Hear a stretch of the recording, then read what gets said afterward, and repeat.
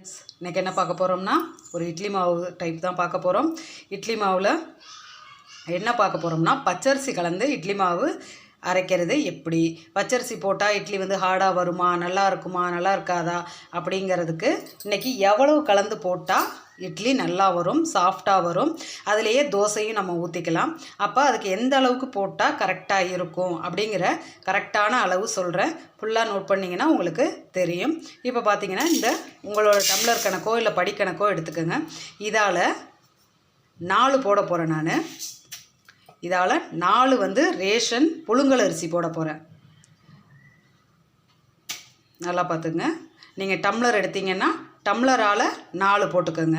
நான் இந்த படி எடுத்திருக்கேன், இதால் 4 போட போகிறேன். இதில் 4 போட்டோம்னா ஒரு டம்ளருக்கு அரை டம்ளர் பச்சரிசிங்கிற கணக்கில் 4க்கு 2 பச்சரிசி போட போகிறேன். 4 இதில் நான் புழுங்கல் அரிசி போட்டிருக்கேன், ரேஷன் புழுங்கல் அரிசி. ரேஷன் பச்சரிசி எவ்வளோன்னு பார்த்தீங்கன்னா 2 போட போகிறேன். அப்போ மொத்தம் 6 வரும். இதுக்கு ஒரு டம்ளருக்கு அரை டம்ளர் தான் பச்சரிசி கணக்கு. அந்த கணக்கில் போட்டு நீங்கள் இட்லிக்கு மாவு அரைச்சிங்கன்னா கணக்கு கரெக்டாக இருக்கும். இட்லி சாஃப்டாக சூப்பராக இருக்கும். அதுக்கு எந்த அளவில் உளுந்து வெந்தயம் எல்லாம் ஊற வைக்கணும், அதுக்கு இன்னொரு பொருள் என்ன சேர்த்து அரைக்கணும், அதையும் சேர்த்து அரைக்கிறப்ப எப்படி இட்லி ரொம்ப சாஃப்டாக வரும் அப்படிங்கிறத காட்ட போகிறேன். இப்போ இதுக்கு இட்லிக்கு அரிசி நான் ஏற்கனவே அளந்து வச்சுருக்கேன், அந்த பாத்திரத்தை காட்டுறேன். இது 4 பச்சரிசி 2 மொத்தம் 6 அளக்கணும். இப்போ இதுக்கு உளுந்து எவ்வளவு அப்படிங்கிறத காட்டுறேன். பாருங்கள், அரை எடுத்து வச்சுருக்கேன். 6 போட்டாலும் இதில் அரை தான் நான் போடுறேன்.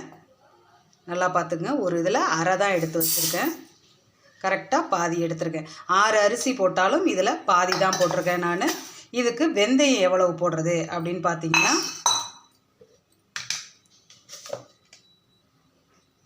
பாருங்கள், கரெக்டாக 1 போடுறேன். இந்த ஸ்பூனால் ஒரே ஒரு ஸ்பூனு வெந்தயம் போட்டிருக்கேன். அது 4 ரேஷன் புழுங்கல் அரிசி, 2 பச்சரிசி, இதில் அரை உளுந்து, ஒரே ஒரு ஸ்பூன் வெந்தயம் இது போட்டிருக்கேன். இதில் இன்னொன்று என்ன கலக்க போகிறேன்னு பார்த்தீங்கன்னா இது ஆமணக்கு கொட்டமுத்துன்னு சொல்லுவாங்கள்ல, அந்த விதை தான் நான் இன்றைக்கி கலந்து அரைக்க போகிறேன். அதை அரைக்கிறப்ப இன்னும் இட்லி சாஃப்டாக வரும். இதுதான் அந்த கொட்டமுத்து விதை. மேலே இப்படி கருப்பாக இருக்கும். இதை நம்ம உடச்சி எடுத்தோம்னா உள்ளார இப்படி வெள்ளையாக இருக்கும். அதில் ஒரு 10 எடுத்திருக்கேன். இதில் பார்த்தீங்கன்னா இதை இப்படி நம்ம வச்சுட்டு ஒரு கல் வச்சு இப்படி தட்டினோம்னா இந்த தோல் மேலே உடஞ்சி வந்துடும். ஒரு தட்டு தட்டினாலே உடஞ்சி வந்துடும். அதில் இருக்க அந்த ஒயிட்டை மட்டும் நம்ம எடுத்து உள்ளார இதில் போட்டுக்கலாம். அது ஒரு 10 கொட்டை நான் போட்டிருக்கேன். தோலை எடுத்துட்டு அழகாக தட்டினீங்கன்னா இப்படி முழுசாக வந்துடும். இப்போ இது எல்லாமே 8 மணி நேரம் ஊறணும். உளுந்து மட்டும் 1 மணி நேரம் ஊறினா போதும். ஊறினோன்னே எடுத்து ஃப்ரிட்ஜில் வச்சுருங்க. ஃப்ரிட்ஜில் வச்சுட்டு அரைக்கிறப்ப இட்லி மாவு நல்லா சாஃப்டாகவும் இருக்கும், ஸ்பாஞ்ச் மாதிரி இட்லி இருக்கும், மாவு நிறைய காணும். அதனால தான் அது மட்டும் 1 மணி நேரம் நீங்கள் ஊற வச்சிங்கன்னா போதும். இப்போ இது எல்லாத்தையும் நான் கழுவிட்டு உங்கள்கிட்ட காட்டுறேன். பாருங்கள், எல்லாமே கழுவி தண்ணி எடுத்து ஊற வச்சிட்டேன். இது நான் நைட்டில் இப்போ ஊற வைக்கிறேன். அதனால் காலையில் கரெக்டாக அந்த 8 மணி நேரத்துக்கு ஊறி இருக்கும். உளுந்து மட்டும் 1 மணி நேரம் ஊறினோன்னே எடுத்து ஃப்ரிட்ஜில் வச்சுருவேன். மற்ற எல்லாத்தையும் 8 மணி நேரத்துக்கிட்ட ஊற வைக்க போகிறேன். அதனால் எல்லாத்தையும் எடுத்து நம்ம மூடி வச்சிடலாம். அரைக்க போகிறப்ப உங்கள்கிட்ட நான் காட்டுறேன். தேங்க்யூ. எல்லாமே கழுவி எடுத்து வச்சுட்டேன். நல்லா இந்த சோளம்லாம் பார்த்திங்கன்னா 8 மணி நேரத்துக்கிட்ட குறைஞ்சது ஊறியே ஆகணும். நம்ம அரிசியே சாதாரணமாக 8 மணி நேரம் ஊறணும்னு சொல்லுவோம், அதே மாதிரி சோளமும் 8 மணி நேரம் ஊறணும். உளுந்து மட்டும் 1 மணி நேரம் ஊறினா போதும். எடுத்து ஃப்ரிட்ஜில் வச்சுருங்க. இந்த கொட்டமுத்தும் 8 மணி நேரத்துக்கிட்ட ஊறட்டும். வெந்தயமும் நல்லா ஊறி மேலே நல்லா பொங்கி வரட்டும். அப்போ தான் மாவு நல்லா காணும். இப்போ இது எல்லாத்தையும் எடுத்து வச்சுட்டு அரைக்கிறப்போ உங்கள்கிட்ட காட்டுறேன். ஊறட்டும். இப்போ இது எல்லாமே நல்லா ஊறிடுச்சு. ஆஸ் யூஷுவல் நம்ம மாவு எப்பொழுதும் என்னோடய வீடியோவில் எப்படி அரைப்பேன்னு சொல்லணும், அதே மாதிரி அரைக்க போகிறோம். வெந்தயத்தை ஃபஸ்ட்டு ஊற்றி அரைக்க வேண்டியது தான். வெந்தயத்தை போட்டு அரைக்க ஆரம்பிச்சிட்டேன். அடுத்து உளுந்து அதே மாதிரி மாவு தண்ணி தெளித்து எல்லாம் பண்ணி அரைக்க வேண்டியது தான். ஃபுல்லாக அரைச்சிட்டு உங்கள்கிட்ட காட்டுறேன். வெந்தயம் நல்லா ஓடிடுச்சு. உளுந்து போட்டுக்கிறேன். எல்லா உளுந்தையும் போட்டுட்டு கொஞ்சம் கொஞ்சமாக தண்ணி தெளித்து எப்பொழுதும் நல்லா பொங்கி வர்ற மாதிரி அரைக்கிற மாதிரி அரைக்க வேண்டியது தான். மாவு பாருங்கள் நல்லா பொங்கி ஓடிட்டுருக்கு. லைட்டாக தண்ணி தெளித்து மட்டும் விட்டுக்குங்க. ஃபுல்லாக அரைச்சோன்னா அல்றப்போ உங்கள்கிட்ட காட்டுறேன். இன்னொரு 5 நிமிஷம் ஓடணும். அது பாருங்கள் எந்த அளவு சூப்பராக வெண்ணெய் மாதிரி பந்து மாதிரி வருது. நம்ம போட்டது அரை டம்ளருக்கு தான் போட்டோம். சூப்பராக வந்துருச்சு. இது நல்லா மசிஞ்சிருச்சு. அள்ளிட வேண்டியதுதான். இப்போ பாருங்கள், ஃபுல்லாக அள்ளியாச்சு. எவ்வளோ பந்து பந்தாக மாவு எவ்வளோ வந்திருக்குன்னு பாருங்கள்.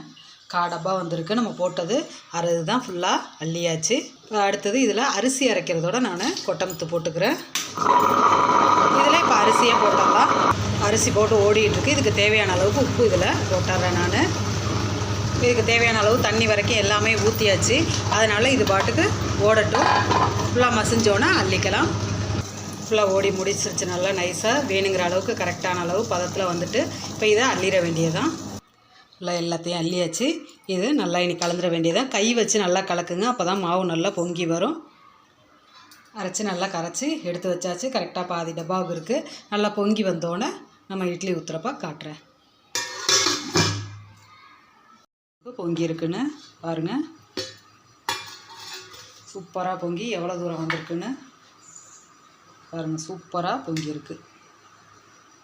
இதை நல்லா கலந்து விட்டு இட்லி தட்டு துணி போட்டு வச்சுருக்கேன். இட்லி பானை தண்ணி ஊற்றி வச்சுருக்கேன். தண்ணி கொதிக்க போகுது. அதுக்குள்ளேயே நம்ம இட்லி ஊற்றி இதில் வச்சிடலாம். ஃபுல்லாக ஊற்றி வச்சுட்டேன்.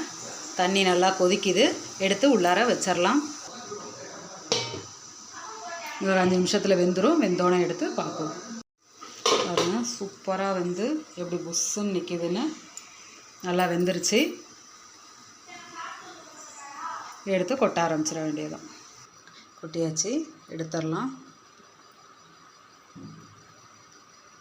ஃபுல்லாக எடுத்தாச்சு. பாருங்கள், சூப்பராக இந்த பாருங்கள் அமுக்குனா உள்ளார போகுது. சாஃப்டான இட்லி ரெடி ஆயிடுச்சு. பாருங்கள் எவ்வளோ குண்டு குண்டாக சாஃப்டாக இருக்குன்னு.